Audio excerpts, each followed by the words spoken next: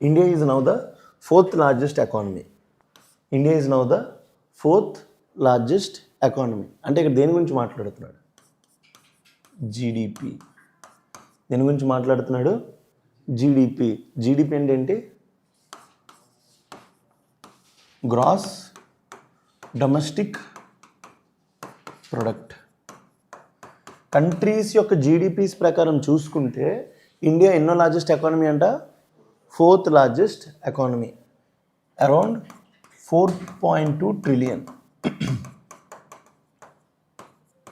ఏంటి? Around $4.2 trillion. So then what are the first three economies? USA, China, Germany.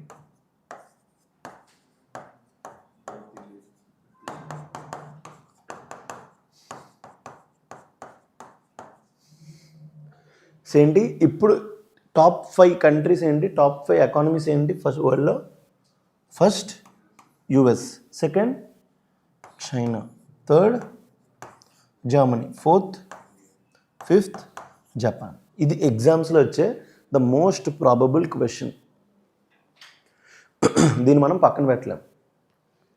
వరల్డ్లో top largest economy ఏది? US. US తర్వాత China, China తర్వాత Germany, after Germany India, after India Japan. This order you have to mug it up. Present India యొక్క ఎంత economy? $4.2 trillion. ఇంకా expectation ఏంటంటే by 2030, ఎప్పటికీ? By 2030 we will be the third largest. Expectation ఏంటి? By 2030 you will become the third largest economy. Clear ఎక్కడి వరకు? So ఇప్పుడు Indian మనం ఏమంటున్నాం? ఫోర్త్ లార్జెస్ట్ అంటున్నాం. ఏంటి largest? According to which data అంటున్నాం?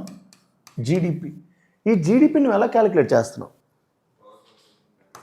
Are you using market exchange rate or purchasing power parity? జీడిపిని క్యాలిక్యులేట్ చేయడానికి 2 మెథడ్స్ ఉంటాయి. ఏంటి? Market exchange rate,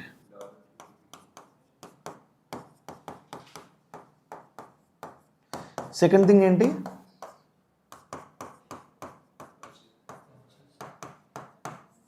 purchasing power parity. ఈ రెండిట్లో ఏదో ఒక మెథడ్ యూజ్ చేసి నువ్వేం క్యాలిక్యులేట్ చేస్తున్నావు? జీడిపి. ఎందుకంటే you have to compare countries కదా. ఏంటి? ఇప్పుడు ఇండియాని ఫోర్త్ లార్జెస్ట్ పెట్టావు, యూఎస్ని ఫస్ట్ పెట్టావు, నువ్వు ఏం చేస్తున్నావు? అక్కడ కంపేర్ చేస్తున్నావు. కంపేర్ చేయాలంటే ఒక రిఫరెన్స్ కావాలి. Either you're using market exchange rate or purchasing power parity. ఈ రెండిట్లో ఏది యూజ్ చేస్తున్నావు అనేది first question. Second question, India ఎంత లోపల థర్డ్లో ఉంది? ఫోర్త్లో ఉంది. మార్కెట్ ఎక్స్చేంజ్ రేట్లో ఉందా? పర్చేసింగ్ పవర్ ప్యారిటీలో ఉందా? సో ఇది తెలియాలంటే then what is market exchange rate? First ఏం తెలియాలి? What is market exchange rate? ఏం లేదు, మీరు ఒక షాప్కి వెళ్ళారు. ఆ షాప్ అనేది ఎక్కడుందంటే 2 పెట్రోల్ బంకులు ఉన్నాయి. 60 కిలోమీటర్స్ దూరంలో ఉన్నాయి. నువ్వు 2 పెట్రోల్ బంకులకి వెళ్ళాలంటే ఎన్ని కిలోమీటర్స్ ట్రావెల్ చేయాలి? ఎక్కడి నుంచి 60, ఎక్కడి నుంచి 60. ఇక్కడ పెట్రోల్ బంక్, నీ పెట్రోల్ అయిపోయింది, నీ కారులో ఏమైపోయింది? పెట్రోల్ అయిపోయింది. ఇక్కడ నాలాంటి వాడు ఒకడు కూర్చొని పెట్రోల్ పట్టుకొని లీటర్ 150 అన్నాడు. ఏమన్నాడు? లీటర్ 150 అన్నాడు. నీ కారు పెట్రోల్ అయిపోయింది. ఇటు నుంచి ఎన్ని కిలోమీటర్స్ వెళ్ళాలి నువ్వు? 60. ఇటు నుంచి ఎంత వెళ్ళాలి? 60. నువ్వు అడిగావు పెట్రోల్ ఇవ్వయ్యా అంటే 150 రూపీస్ అన్నాడు. నువ్వేమన్నావు? 110 రూపీస్కి నాకు ఆ పెట్రోల్ బంకులు దొరుకుతుంది, నువ్వు ఎందుకు 150? అయితే అక్కడ వెళ్ళి కొనుక్కో అంటాను. ఏమంటాను? అక్కడ వెళ్ళి కొనుక్కో అంటాను. అదే కదా. So market exchange rate concept ఏంటంటే it is dependent on demand and supply of dollar. Market exchange rate దేని మీద డిపెండ్ అయి ఉంటుంది? Dependent on demand and supply of dollar. ఎందుకు? ప్రపంచంలో ప్రతి కంట్రీ దేంట్లో ట్రేడ్ చేస్తుంది? Dollars. Why? Because dollar is a డాలర్ని ఏమంటాం? Hard currency. ఎకానమీ లోపల హార్డ్ కరెన్సీ అంటే ఏంటి? It is acceptable everywhere. ఇప్పుడు యూరో కానీ, ఎన్ కానీ ఇలాంటి కరెన్సీస్ మనం ఏమంటాం? హార్డ్ కరెన్సీస్ అంటాం. హార్డ్ అంటే ఏంటి? It is acceptable everywhere. ఇప్పుడు మీరు ఇండియా లోపల అవి 500 రూపాయలు ఉన్నాయి మీ జోబులో. ఈ 500 రూపాయలు మీరు తీసుకెళ్ళి అమెరికాలో ఇస్తే మీ దగ్గర తీసుకుంటాడా? చెప్పండి. వాడు ఏమంటాడు? దాన్ని ఒక నార్మల్ పేపర్తో కంపేర్ చేస్తాడు. వాడు ఏమడుగుతాడు? డాలర్. మీరు థాయిలాండ్ ట్రిప్కి వెళ్ళారు, బ్యాంకాక్ ట్రిప్కి వెళ్ళారు, అక్కడ అంతా మీకు ఏమడుగుతారు? డాలర్స్ అడుగుతారు. ఏమడుగుతారు? డాలర్స్ అడుగుతారు. ఎందుకు డాలర్స్ అడుగుతారు? Dollar is A hard currency which is acceptable everywhere. Dollar is A hard currency which is acceptable everywhere. India is soft currency. ఈ హార్డ్ కరెన్సీ డాలర్ ఎట్లా అయింది? డాలర్ ఎప్పుడైతే వరల్డ్ వార్ 2 అయిందో అప్పటి నుంచి తన international influence, IMF, world bank అన్నిటి చేత ఏం చేసింది డాలరు? తన యొక్క ఇన్ఫ్లుయెన్స్ని మొత్తం అన్ని కంట్రీస్లో పెట్టుకుంది. అన్ని కంట్రీస్కి గూడ్స్ని సప్లై చేసింది. డాలర్ మీద డిపెండెంట్ తెచ్చుకుంది. సో ఇప్పుడు ప్రతి కంట్రీ కూడా దేంట్లో ట్రేడ్ చేస్తున్నాయి? డాలర్. ఇప్పుడు డాలర్ని ఎవరు ప్రొడ్యూస్ చేస్తారు? US government, Indian government. US government. ప్రపంచంలో ఎన్ని కంట్రీస్ ఉన్నాయి? 196 కంట్రీస్, ఇంకా ప్లస్ ఏ ఉన్నాయి. సో ప్రెసెంట్ ఇన్ని కంట్రీస్కి ఏం కావాలి? డాలర్. సో డాలర్ని ఎవరు ప్రొడ్యూస్ చేస్తున్నారు? యూఎస్. సో ఒకడే ప్రొడ్యూస్ చేస్తున్నాడు. ప్రతి కంట్రీకి డాలర్ కావాలన్నప్పుడు దాని యొక్క ప్రైస్ అనేది ఎట్లా ఉంటుంది? డిమాండ్ అండ్ సప్లై బట్టి ఉంటుంది. ఎట్లా ఉంటుంది? Demand and supply. ఇప్పుడు అందరికీ డాలర్ కావాలి, అప్పుడు డాలర్ యొక్క ప్రైస్ ఏమవుతుంది? పెరుగుద్ది. అందరికీ డాలర్ వద్దు, అప్పుడు డాలర్ యొక్క ప్రైస్ ఏమవుతుంది? తగ్గుద్ది. సో ఇప్పుడు మార్కెట్ ఎక్స్చేంజ్ రేట్ దేని మీద డిపెండ్ అవుతుంది? It is dependent on demand and supply of dollar. So ఎందుకు నువ్వు ప్రతి కంట్రీని దేంతో మెజర్ చేస్తున్నావు? డాలర్ ప్రైస్తో. సో ఇండియా లోపల ఒక డాలర్ ఎంత? 90 రూపీస్ అనుకుంది. ఎంత? 90 రూపీస్. సేమ్ చైనా యొక్క డాలర్ కంపేర్ చేస్తావు. ప్రతి కంట్రీని కూడా నువ్వు దేంతో కంపేర్ చేస్తావు? డాలర్తో. ఒక డాలర్కి వాళ్ళ కరెన్సీలో ఎన్ని రూపీస్ వస్తున్నాయి? ఒక డాలర్కి వాళ్ళ కరెన్సీస్లో ఎన్ని రూపీస్ వస్తున్నాయి? దాన్ని బట్టి కంపేర్ చేసేది ఏంటి? Market exchange rate. ఇండియా యొక్క జీడిపి ఒక 200 lakh crore అనుకుంది. ఎంత అనుకుందాం? 200 lakh crore అంటే నువ్వు ఎంత వేస్తావు? బై 91. ఎంత వేస్తావు?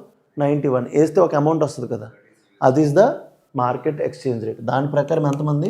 $4.2 trillion. సో ఇప్పుడు నువ్వు ఏదైతే $4.2 trillion అంటున్నావో నువ్వు రూపీస్ని అందులోకి మార్చావు డాలర్. ఎందుకు? అన్ని కంట్రీస్ కంపేర్ చేయాలి కాబట్టి you need a common reference rate. So అందుకోసం నువ్వు ఏం చూసావు? Market exchange rate. దేంతో కంపేర్ చేస్తున్నావు? డాలర్తో. సో దాని ప్రకారం మంది ఎంత? $4.2 trillion. దీన్ని ఇంటూ 90 చేయండి, మీకు జీడిపి ఇన్ ఇండియన్ రూపీస్ వస్తుంది.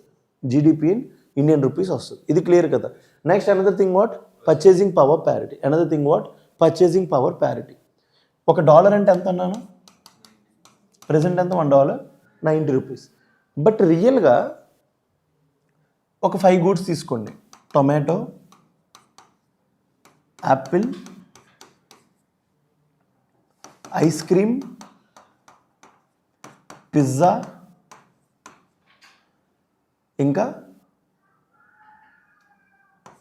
చాక్లెట్. ఈ టొమాటో యూఎస్లో దొరుకుతుంది, ఇండియాలో దొరుకుతుంది. యాపిల్ యూఎస్లో దొరుకుతుంది, ఇండియాలో దొరుకుతుంది. ఐస్ క్రీమ్ 2 కంట్రీస్లో దొరుకుతుంది. పిజ్జా 2 కంట్రీస్లో దొరుకుతుంది. చాక్లెట్ 2 కంట్రీస్లో దొరుకుతుంది. సేమ్ ఈ 2 ప్రైజ్ని కంపేర్ చేయండి.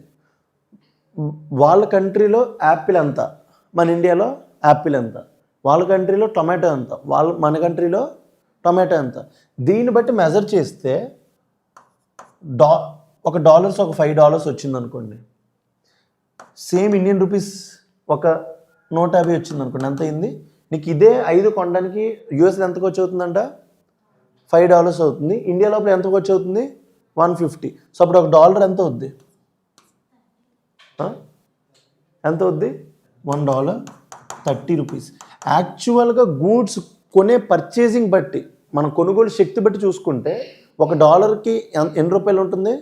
30 రూపాయలు. ఎందుకు? ఒక డాలర్ ఏదైతే యూఎస్లో కొంటుందో సేమ్ అదే అమౌంట్ ఆఫ్ గూడ్స్ నీకు ఇండియాలో ఎన్ని రూపాయలకి వస్తున్నాయి? 30 రూపీస్కి వస్తున్నాయి. బట్ నువ్వు ఎందుకు మార్కెట్ ఎక్స్చేంజ్ రేట్లో ట్రేడ్ చేస్తున్నావు? Demand and supply of dollar is limited. Dollar demand మీద డిపెండ్ అవుతుంది కాబట్టి యూఎస్ ఏదైతే ప్రైస్ పెడుతుందో, యూఎస్ కాదు మార్కెట్ ఫోర్సెస్ ఏదైతే ప్రైస్ పెడుతుందో దాంట్లోనే మనం ట్రేడ్ చేయగలం. బట్ నార్మల్గా ఒక డాలర్ ఎంత కాస్ట్? 30 రూపీస్. సో నువ్వు కంట్రీస్ని 2 విధాలుగా మెజర్ చేస్తావు. ఒకటేంటి? మార్కెట్ ఎక్స్చేంజ్ రేట్లో జీడిపి చూస్తావు, పర్చేసింగ్ పవర్ ప్యారిటీలో జీడిపి చూస్తావు. ఈ 2 విధాలుగా చూస్తే దేంట్లో లోపల డాలర్ యొక్క రేట్ తక్కువ ఉంది, దేంట్లో ఎక్కువ ఉంది? పర్చేసింగ్ పవర్ ప్యారిటీలో తక్కువ ఉంది, ఇక్కడ ఎక్కువ ఉంది. సో అలాంటప్పుడు జీడిపి ఎక్కడ ఎక్కువ ఉంటుంది? పర్చేసింగ్ పవర్ ప్యారిటీలో జీడిపి ఎక్కువ ఉంటుంది, మార్కెట్ ఎక్స్చేంజ్ రేట్లో తక్కువ ఉంటుంది. అందుకే మార్కెట్ ఎక్స్చేంజ్ రేట్ ప్రకారం మన ఎన్నో largest economy? 4th. Purchasing power parity ప్రకారం 3rd. పర్చేసింగ్ పవర్ ప్యారిటీ ప్రకారం మన ఎన్నో largest economy? Third largest economy. Market exchange rate ప్రకారం ఫోర్త్ లార్జెస్ట్ ఎకానమీ. ఎందుకు మార్కెట్ ఎక్స్చేంజ్ రేట్లో నువ్వేం చేస్తున్నావు, డైరెక్ట్గా డిమాండ్ అండ్ సప్లై, ఆ రోజు డాలర్ ప్రైస్తో నీ యొక్క కరెన్సీని ఈక్వేట్ చేస్తున్నావు. బట్ పర్చేసింగ్ పవర్ ప్యారిటీలో real purchasing power of dollar and రూపీని కంపేర్ చేస్తున్నాం అనమాట. సో ఇండియా అనేది పర్చేసింగ్ పవర్ ప్యారిటీలో ఎన్నో largest economy, third. Fourth largest ఇప్పుడు అంటున్నాం దేని ప్రకారం, market exchange rate. So market exchange rate ప్రకారం మీకు ఒక ఆర్డర్ చెప్పాను, చెప్పండి. USA, China, Germany, India, Japan, ఈ 5 కంట్రీస్ గుర్తుపెట్టుకోండి. ఇదే కాన్స్టెంట్ ఉండబోతుంది. ఏమైనా చైనా యూఎస్ని దాటియాలి తప్ప. So this is all about market exchange rates అనమాట.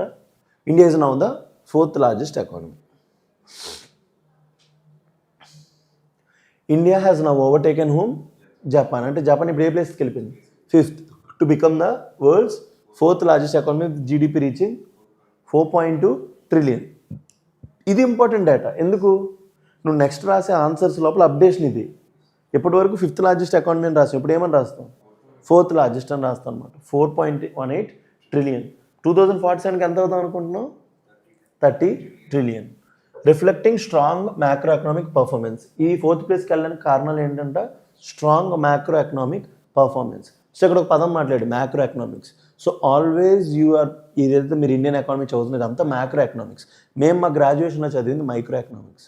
మైక్రో ఎకనామిక్స్ బాగా వస్తేనే మ్యాక్రో ఎకనామిక్స్ వస్తుంది. But such is UPSC environment is such that time ఉండదు. మీకు మైక్రో ఎకనామిక్స్ చదవడానికి 2-3 నెలలు పడుతుంది అండ్ నార్మల్గా సిన్సియర్ స్టూడెంట్. సో మీరు అవన్నీ చదవలేరు అనమాట.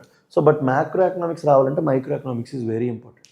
సో ఇప్పుడు నాకు ఎకానమీ లోపల ఎంత కాన్సెప్చువల్ డెప్త్ ఉందంటే నాకు ఏదో దేవుడు ఇచ్చలేదు అవరం. It has built over a time. So macro economic performance, robust domestic demand. Second కారణం ఏంటి, robust domestic demand and sustained reform momentum. మిమ్మల్ని అడుగుతాడు why India has become the 4th largest economy. దానికి కారణాలు ఏంటంటే strong macro economic performance, robust domestic demand and sustained reform moment. So GDP అంటే formula ఏం చెప్పాను,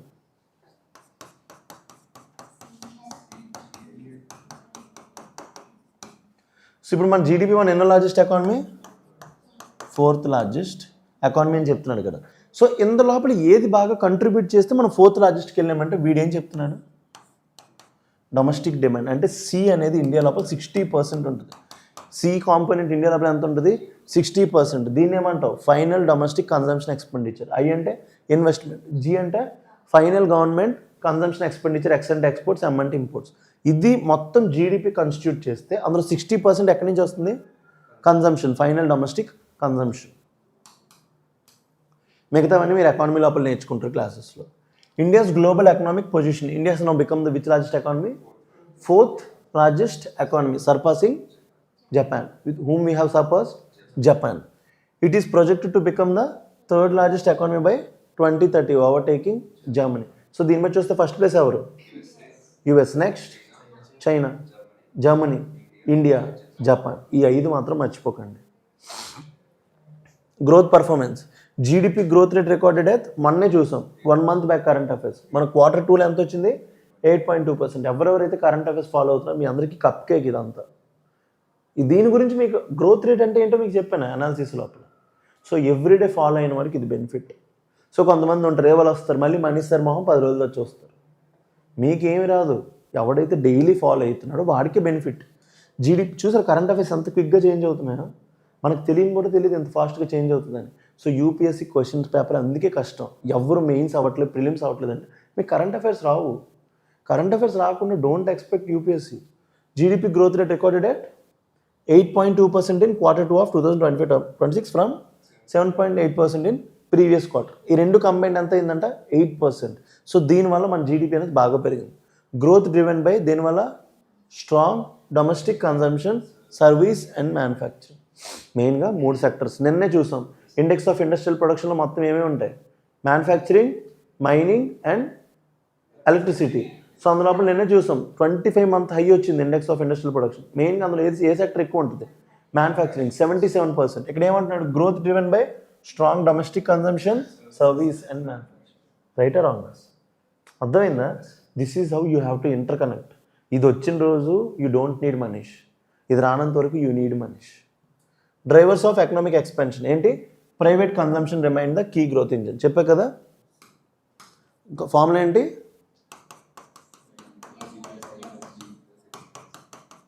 y is equal to C plus I plus G plus X minus M. అందులో C అనేది ఏంటి? Top. Consumption expenditure అనేది ఏంటి? Private consumption remain the key growth engine. ఇది 60% contribute చేస్తుంది మన జీడిపి లోపల. Public capital expenditure supported infrastructure expansion అంటే ఏంటి? సెకండ్ పార్ట్ మీద కూడా ఎవరికి ఖర్చు పెడుతున్నారంట? Government.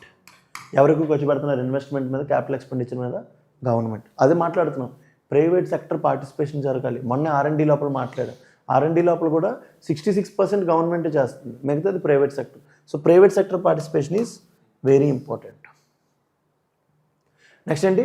Manufacturing and service sector shown consistent performance.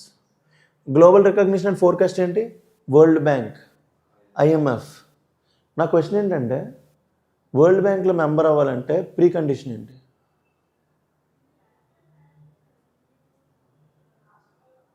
What is the precondition to become a member of world bank? కింద కామెంట్ సెక్షన్ లోపల కామెంట్ చేయండి.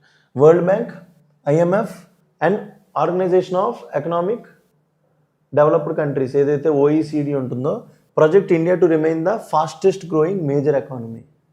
పెద్ద ఎకానమీస్ లోపల ఫాస్టెస్ట్ గ్రోయింగ్ ఎవరు?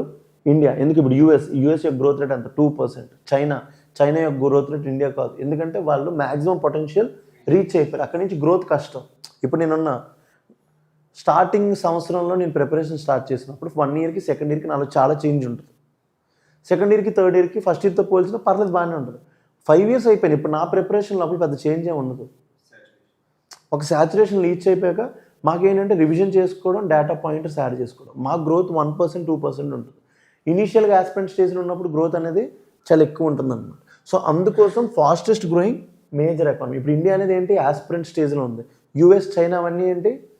సాచురేషన్ స్టేజ్లో ఉన్నాయి. కాబట్టి అక్కడ గ్రోత్ రేట్స్ ఎక్కువ ఉండవు, ఇండియాకి ఎక్కువ ఉంటుంది. అందుకే ఏమంటున్నాడు? World bank, IMF and organisation of economic developed countries ఏం చెప్తుంది? India to remain the fastest growing economy. International agencies forecast GDP growth of around 6.5 to 7% around next 2 years. Next 2 years కూడా మన గ్రోత్ రేట్ ఎంత ఉంటుందంట? 6.5 to 7%. This is not a normal thing. 6.5 to 7% growth rate is not a normal thing. Structural strengths of Indian economy ఏంటి?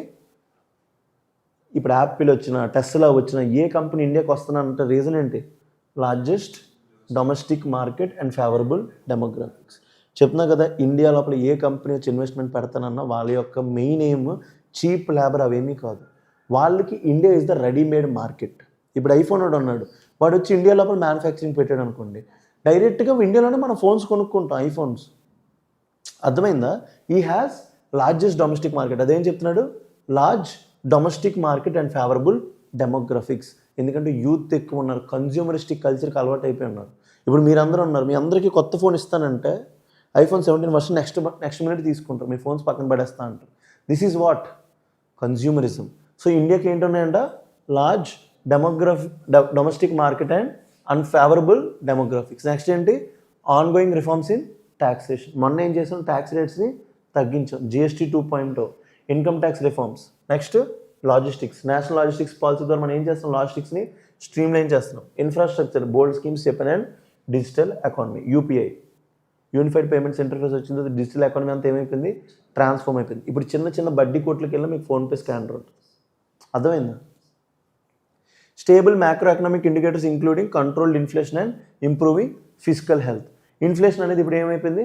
కంట్రోల్లోకి వచ్చింది. Last year inflation ఎంత? 5.5% average. ఈ year 4% ఉంటుందంట. ఎందుకంటే ఇన్ఫ్లేషన్ బాగా తగ్గిపోయింది ఎకానమీ లోపల. ఇన్ఫ్లేషన్ తగ్గినప్పుడు బెనిఫిట్ ఏంటంటే రియల్ ఇంట్రెస్ట్ రేట్స్ అనేవి బాగుంటాయి అన్నమాట. సో అప్పుడు ఎవరైతే మనం ఉంటారో మనలాంటి వాళ్ళు సేవింగ్స్ ఎక్కువ చేయడానికి ఇష్టపడతారు. సో అదే చెప్తున్నారు, stable macro economic indicators including controlled inflation and physical health. Improved physical health అంటే గవర్నమెంట్ యొక్క అప్పులు అనేవి తగ్గుతున్నాయి. గవర్నమెంట్ ఇష్టం వచ్చినట్టు అప్పులు తీసుకుని ఖర్చు పెట్టట్లేదు. దీనివల్ల ఏమవుతుంది? జీడిపి అనేది ఫర్దర్గా బూస్ట్ అవుతుంది. ఫ్యూచర్ అవుట్లుక్ ఏంటి? India AIIMS to achieve the high income status by 2047. ఎంత? 30 trillion. ఎప్పటికి? 2047. ఫోకస్ ఆన్ దేని మీద ఫోకస్ చేయాలి చెప్పండి? మ్యానుఫ్యాక్చరింగ్. ఎందుకు మ్యానుఫ్యాక్చరింగ్ మీద ఫోకస్ చేయాలి? It is labour intensive sector. ఏంటి? Labour intensive sector. అక్కడ ఇంక్లూజివ్ గ్రోత్ అవుతుంది. జీడిపి ఇంక్రీజ్ చేయాలంటే కొట్టాల్సింది ఏంటి? మ్యానుఫ్యాక్చరింగ్. Second, exports. ఎక్స్పోర్ట్స్ ఏం చేయాలి? డైవర్సిఫై చేయాలి. ఏం చేయాలి? డైవర్సిఫై. ఇవి రాసుకోండి.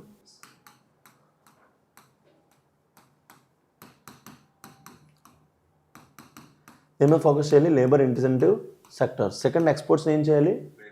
Diversify. And innovation let growth to sustain momentum. మొన్నే చెప్పాను, ఇన్నోవేషన్ వల్ల ఆబ్వియస్లీ మీకు జీడిపి పెరుగుతుంది. దేనివల్ల? ప్రొడక్టివిటీ పెరిగి ప్రొడక్షన్ పెరుగుతుంది. చూసారు హిందూ అనాలిసిస్లో ఎంత ఇంటర్ కనెక్షన్ ఉందో. No article is seen in a silo. మీరు ఎప్పుడైతే ప్రతిదాన్ని సిలో కింద చూస్తారు, సిలోస్ అంటే సపరేట్గా చూస్తారో, you are not preparing for UPSC, you are preparing for board exams. So board ఎగ్జామ్స్లో ఉంటుంది మ్యాథ్స్ అంటే మ్యాథ్స్, సోషల్ అంటే సోషల్. యూపీఎస్సీలో అట్లా ఉంటుంది. హిస్టరీ లోపల పాలిటీ వస్తుంది, పాలిటీ లోపల ఇంకోటి వస్తుంది, ఇంకో లోపల ఇంకోటి వస్తుంది. So UPSC prelims question. India recently became the world's 4th largest economy primarily due to rapid growth in domestic consumption. Y is equal to C J jockerator plus G plus X minus M. ఏంటి ఇంత డౌట్ఫుల్గా చెప్తాను? 1 సార్లు చెప్పు. అందులోపల ఎవరు ఎక్కువ ఉంటుందని చెప్పాను. C ఎక్కువ ఉంటుంది అంటే డొమెస్టిక్ కన్జంప్షన్. ఎవరెవరికైతే ఎకానమీ రాదో ఈ question they will be bouncers. వాళ్ళకి బాంకర్స్. ఇంకా ఎగ్జామ్ రాసినప్పుడు బాంకర్స్ తిరుగుతారు వాళ్ళంతా. Because you don't know what I'm giving you guys. ఏదో రోజు మనీ సార్ వెళ్ళిపోతారు, ఆ రోజు you will know what Mani sir he's done to you. So main ఏం పెరుగుతుంది? Rapid growth in domestic consumption, first point. Second, expansion in manufacturing and service sector. ఇప్పుడే చూసాం ఏం సపోర్ట్ చేస్తున్నాయి గ్రోత్ని? Manufacturing and service. Third, strong export led growth alone. చెప్పండి. Third wrong. Export గురించి ఏం మాట్లాడాలి? ఆన్సర్ ఏమవుతుంది? 1 and 2. మీకు జీడిపి ఫార్ములా ఏదో తెలీదు, మీరు అలా ఎగ్జామ్కి వెళ్ళి కూర్చుంటారు. చెప్పండి. జీడిపి అంటే మీ దృష్టిలో ఏంటి? Goods and services produced in domestic territory of a country during a financial year. అది మీ జీడిపి యొక్క డెఫినేషన్. ఏ రోజు వరకు అయితే మీ జీడిపి డెఫినేషన్ అదే ఉంటుందో మీరు ఎలాంటి క్వశ్చన్స్ చేయలేరు.